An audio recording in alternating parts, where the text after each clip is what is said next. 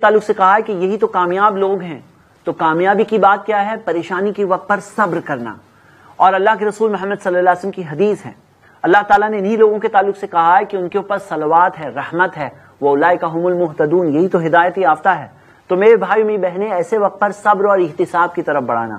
اور کتنی پیاری حدیث ہے، اللہ کے رسول صلی اللہ علیہ وسلم نے فرمایا، یقول اللہ تعالیٰ، کہ اللہ کہتا ہے، حدیث قدسی ہے، مَا لِعَبْدِ الْمُؤْمِنِ عِندِي جَزَاءٌ، میرے پاس اپنے مومن بندے کے لیے کوئی اور بدلہ نہیں ہے، اذا قبضت صفیہ من اہل الدنیا، جب میں نے اس کی دنیا کے اندر کسی قریبی کو جس سے وہ محبت کرتا ہے، جس سے وہ پسند کرتا ہے، اس کو میں نے اگر اپنے پاس لے لیا، اس کی موت ہو گئی اور اس نے اس پر ثم احتسبہ، اور اس پر وہ احتساب کرے، الا الجنہ، سوائے جنت کے.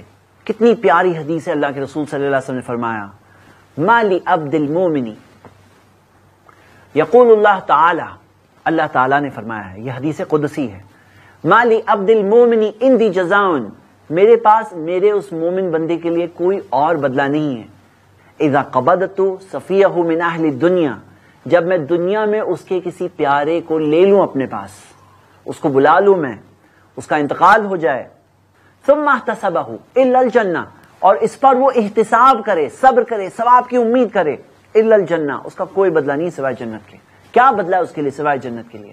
تو آپ سوچئے کہ ہم دنیا میں آئے ہیں، اسٹرگل کر رہے ہیں، اور کسی قریبی کا کبھی انتقال ہو گیا اور اس پر کوئی ایک انسان صبر کر لے، پریشانی ہو رہی ہے لیکن احتساب کرے، اللہ سے ثواب کی امید کرے، تو اس کا کوئی بدلہ نہیں، یہ ایک کام کا کوئی بدلہ نہیں سوائے جنت کے.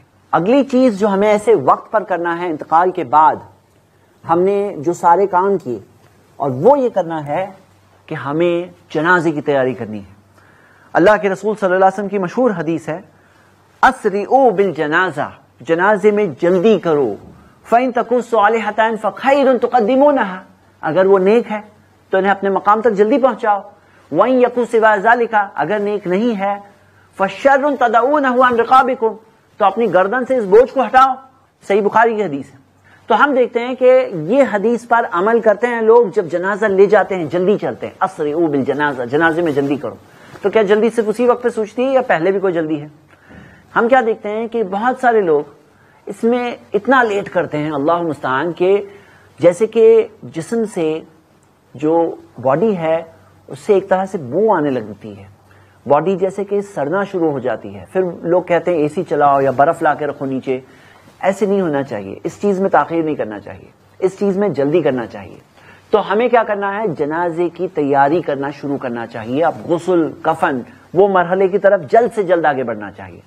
ایک چیز اور کریے ایسے وقت پر کہ لوگوں میں ایک انفارمیشن اعلان بھیج دیجیے، تاکہ رشتہ داروں کو پتا چل جائے، تاکہ دوست احباب کو پتا چل جائے، مسجد والوں کو پتا چل جائے، تاکہ لوگ جنازے کی نماز کے لیے آئیں. کیونکہ ہمیں خاص فضیلت ملتی ہے، جو حدیث میں آپ کو بتانے والا ہوں، کہ کوئی شخص کے لیے 40 لوگ لا یشرکون باللہ شیء، جو اللہ کے ساتھ کسی کو شریک نہیں کرتے، جو اس کے لیے دعا کرے، اس کی خاص فضیلت ملتی ہے. 100 لوگ اس کے لیے جنازے کی نماز میں شریک ہے، اس کی خاص فضیلت ملتی ہے. تو ہمیں انفارمیشن کم سے کم اتنی پہنچا دینا چاہیے، ایک میسج ٹائپ کر کے لوگوں کو بھیج دیں، کچھ لوگوں کو فون کال کر لیں، رشتہ داروں کو بتا دیں، تاکہ وہ لوگ جنازے کی نماز میں آ کے شامل رہیں. اس کی اپنی فضیلت ہے. صحیح بخاری میں حدیث ہے، ان رسول اللہ صلی اللہ علیہ وسلم نعى النجاشی فی یوم الذی مات فیہ، نبی صلی اللہ علیہ وسلم نے نجاشی کی موت کا اعلان کیا اس دن جس دن موت ہوئی تھی. ایک اور حدیث میں آتا ہے جو صحیح بخاری میں ہے کہ اللہ کے رسول صلی اللہ علیہ وسلم نے فرمایا، استغفروا لاخیکم، اپنے اس بھائی کے لیے مغفرت کی دعا کرو. تو ہم کیا دیکھتے ہیں کہ یہ ایسے قسم کا اعلان کر دینا، انفارمیشن، اس میں پرابلم نہیں ہے. ہاں یہ ہوتا ہے کہ کچھ جگہوں پر بڑا چڑھا کر، رو رو کر، چلا چلا کر جو اس طرح کے اعلان کیے جاتے ہیں، جس میں کوئی ہوتا ہے جو مرنے والے کے بہت سارے باتیں کہے گا اور پھر روئے گا، چلائے گا اور پھر اعلان کرے گا کہ ان کا انتقال ہو گیا. یہ طریقہ جاہلیت کا طریقہ ہے. لیکن جو نارمل طریقہ ہے کہ information, S M S, WhatsApp وغیرہ بھیج دیں تاکہ لوگوں کو انفارمیشن ہو، لوگ جنازے کی نماز کا ان کو ٹائم بتا دیا جائے اور ایک پلاننگ کی جائے کہ اتنے بجے تک غسل ہو جائے گا، فلاں جنازے کی نماز اس وقت پر ہوگی، ایسی پلاننگ کر کے اس کا اعلان کر دینا چاہیے. ایک اور بات میں آپ کو بتاؤں گا جو عام طور پہ لوگ ایسے وقت پر نہیں سوچتے ہیں، لیکن جو سوچنا چاہیے. حدیث پہلے آپ کو بتا دوں، صحیح بخاری میں حدیث ہے کہ اللہ کے رسول صلی اللہ علیہ وسلم کے پاس جب جنازہ لایا جاتا تو اللہ کے رسول صلی اللہ علیہ وسلم پوچھتے، فہل علیہ دین، کیا ان کے اوپر کوئی قرضہ باقی ہے؟ اور اگر لوگ کہتے کہ ہاں قرضہ باقی ہے تو نبی صلی اللہ علیہ وسلم پوچھتے، حل ترک شیئا، کیا انہوں نے کچھ چھوڑا ہے؟ قرضہ ادا کرنے کے لیے. اگر ان کی پراپرٹی سے وہ قرضہ ادا ہو سکتا ہے تو نبی صلی اللہ علیہ وسلم جنازے کی نماز پڑھتے. لیکن اگر مرنے والے نے کچھ چھوڑا نہیں ہے جس سے کہ ان کا قرضہ ادا ہو تو اللہ کے رسول صلی اللہ علیہ وسلم فرماتے صلوا علی صاحبکم، اس تمہارے ساتھی کی نماز تم لوگ ہی پڑھاؤ. ہم کیا دیکھتے ہیں کہ نبی صلی اللہ علیہ وسلم قرضے کے تعلق سے پوچھا کرتے تھے اور انہوں نے ترغیب بھی یہی دی. حدیث کیا ہے؟ نفس المومن معلقۃ بدینہ حتی یقضی عنہ. مومن کا معاملہ معلق رہتا ہے، ہینگنگ رہتا ہے، لٹکا رہتا ہے. برزخ میں، حالت برزخ میں، موت اور قیامت سے بیچ کا جو وقت ہے اس میں وہ مومن کا معاملہ لٹکا رہے گا یہاں تک کہ اس کا قرضہ ادا نہ ہو جائے. تو ہم دیکھتے ہیں لوگ اس بارے میں دھیان نہیں دیتے ہیں، لیکن ہمیں کچھ اس بارے میں کرنا چاہیے کہ کوئی قرض دار ہو تو اس کو بول دینا چاہیے کہ آپ کا کوئی قرضہ باقی ہم لوگ پے کریں گے، اپنے اوپر لے لیں یا ان کی پراپرٹی سے ہم دے دیں گے آپ کو. ایک اور کام اس وقت پہ کرنا چاہیے. سنن ابو داؤد میں حدیث ملتی ہے ہمیں، اصنعوا لآل جعفر طعاما. نبی صلی اللہ علیہ وسلم نے جعفر رضی اللہ عنہ کے انتقال کے بعد، جب وہ شہید ہوئے تھے اس کے بعد نبی صلی اللہ علیہ وسلم نے فرمایا اصنعوا لآل جعفر طعاما، جعفر کے گھر والوں کے لیے کھانا بناؤ. اپنی بیویوں سے کہا کہ تم لوگ کھانا بناؤ. فإنه قد أتاهم أمر شغلهم، کیونکہ ابھی ان کے اوپر ایک ایسا معاملہ ہے جس میں وہ لوگ مشغول ہیں. تو ایسے وقت پر وہ جن کے گھر میں انتقال ہوا ہے، موت ہوئی ہے، ہم کیا ایکسپیکٹ کرتے ہیں کہ وہ لوگ کھانا بنائیں گے؟ آج ایسے وقت پر ان کی مدد کرنا چاہیے. پڑوسی ہو، قریبی رشتہ دار ہو، جیسے نبی صلی اللہ علیہ وسلم کے چچا زاد بھائی تھے جعفر رضی اللہ عنہ، تو نبی صلی اللہ علیہ وسلم نے اپنی فیملی کے لوگوں سے کہا، عورتوں سے کہا کہ تم لوگ کھانا بنا کر کے بھیجو. تو ایسے رشتہ داروں کو، قریبی لوگوں کو کھانا بنا کر کے بھیجنا چاہیے. ہمارے ہاں کھانا بھیجنا دور کی بات، الٹا اپوزٹ چیز یہ ہوتی ہے کہ لوگ خود کھانے پہنچتے ہیں، گھر میں کھانے کے لیے پہنچتے ہیں. کھانا تدفین کے بعد کھاتے ہیں لیکن اس پہلے دن لوگ کھانے کے لیے پہنچتے ہیں. ہمیں غور کرنا چاہیے کہ یہ کھانے کے لیے جانے والا جو سسٹم ہے ہمارے ہاں، کیا یہ اس حدیث کے مطابق ہے یا نبی صلی اللہ علیہ وسلم کے صحابہ کا جو عمل جو تھا اس کے مطابق ہے یا نہیں. ایک اور چیز جو بہت اہم ہے ایسے وقت پر، اور وہ ہے کہ جو عورت کے شوہر کا انتقال ہوا اب اس کی عدت شروع ہو گئی ہے. وہ عدت ہے 4 مہینے 10 دن. اور اللہ کے رسول محمد صلی اللہ علیہ وسلم نے فرمایا، ابو داؤد میں حدیث موجود ہے، المتوفى عنها زوجها لا تلبس معصفر من الثياب ولا ممشقا. وہ عورت جس کے شوہر کا انتقال ہوا ہے وہ رنگیلے، بہت بھڑکیلے رنگیلے، اورنج کلر، پیلے کلر، لال کلر کے کپڑے نہیں پہنے گی. ولا الحلیہ، نہ زیورات پہنے گی. ولا تختضب ولا تکتحل، نہ وہ حنا لگائے گی، مہندی، نہ وہ کاجل لگائے گی. اور ہم دیکھتے ہیں صحیح مسلم کی ایک اور حدیث میں ملتا ہے، نہ وہ عطر لگائے گی. تو ہم دیکھتے ہیں کیا رولز ہے، کیا کیا نہیں کرنا ہے. آپ 6 باتیں یاد رکھیے. نمبر 1، بہت ہی کلرفل قسم کے کپڑے نہیں پہنیں گی. اس کا مطلب یہ نہیں ہے کہ سفید پہننا ہے، سفید پہننا یہ کہیں نہیں ہے، یا کالے پہننا یہ کہیں نہیں ہے. ہاں بہت ہی کلرفل، جیسے شادی جیسے کپڑے ہوتے ہیں، بہت کلرفل قسم کے کپڑے نہیں پہنیں گی، تھوڑے ہلکے کلر والے کپڑے پہنیں گی. نمبر 2، وہ کاجل نہیں لگائیں گی. اسی سے استدلال کرتے ہوئے ہمیں ملتا ہے کہ میک اپ، لپسٹک، پاؤڈر وغیرہ نہیں لگائیں گی وہ. اور زیورات نہیں پہنے گی، مہندی نہیں لگائیں گی. 5ویں چیز، ابو سعید خدری رضی اللہ عنہ کی بہن فریحہ بنت مالک، ان کے بارے میں آتا ہے کہ ان کے شوہر کا انتقال ہوا تھا اور انہوں نے کچھ چھوڑا نہیں تھا. تو انہوں نے نبی صلی اللہ علیہ وسلم سے اجازت مانگی کہ کیا وہ اپنے شوہر کے گھر کو چھوڑ کے جا سکتی ہیں. تو اللہ کے رسول صلی اللہ علیہ وسلم نے شروع میں تو کہا جا سکتی ہیں، پھر بعد میں نبی صلی اللہ علیہ وسلم پر وحی آئی، انہوں نے واپس بلوایا اور کہا کہ نہیں جا سکتی ہیں. اور یہی قاعدہ بعد میں عثمان رضی اللہ عنہ کے ٹائم پہ جب وہ خلیفہ بنے تو انہیں بلایا گیا اس مسئلے کو بتانے کے لیے، انہوں نے یہی مسئلہ بتایا. تو ہم دیکھتے ہیں اس سے ہمیں بات کیا ملتی ہے کہ جن کے شوہر کا انتقال ہوا وہ شوہر کے گھر کو، جس گھر میں وہ تھی شوہر کے ساتھ، اس گھر کو چھوڑ کر نہیں جا سکتی، سوائے کوئی بہت بڑی سیفٹی کی سچویشن آ گئی تو الگ بات ہے، نہیں تو نارمل طور پر وہ وہیں پہ رہے گی. یہ 5ویں بات ہے. اور 6ٹھی بات یہ ہے کہ انہیں کوئی پروپوزل نہیں ملتا. یہ 4 مہینے 10 دن کی عدت میں، یاد رکھیں گے 4 مہینے 10 دن کی عدت ہے.